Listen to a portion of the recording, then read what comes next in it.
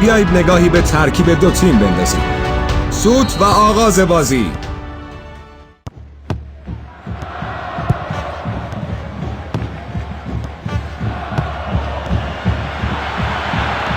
آیا میتونن توپو وارد دروازه کنن؟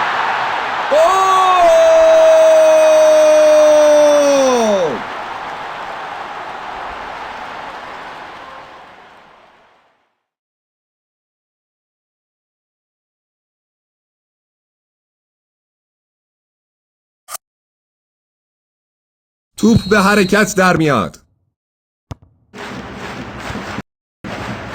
نمیتونه توپو حفظ کنه. پاس عرضی.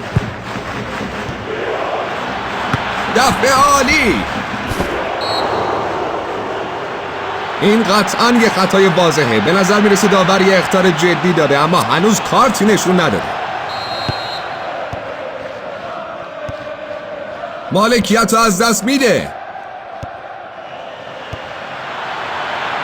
1/4 نیمه گذشته، هر دو تیم درخشان ظاهر شدن. چالش بزرگی برای دروازه‌بان نیست. انگار مهاجم امروز کفشای شوت‌زنیشو جا گذاشته. ضربه پرقدرت با فاصله کمی از کنار دروازه به بیرون میره.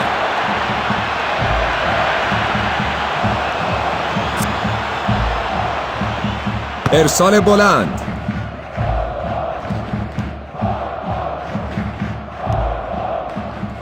تکنیک زیبایی رو به اجرا میذاره.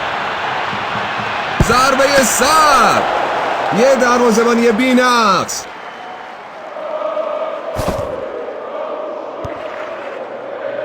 نمیتونه توپو حفظ کنه.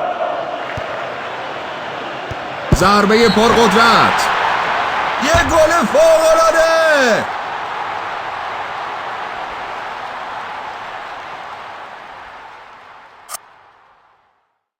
و دوباره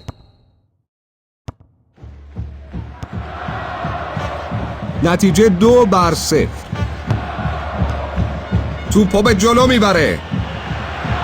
نمیتونه توپو حفظ کنه. و دروازه‌بان تک به تکه. اوج آمادگی. امروز هیچی جلودارشون نیست.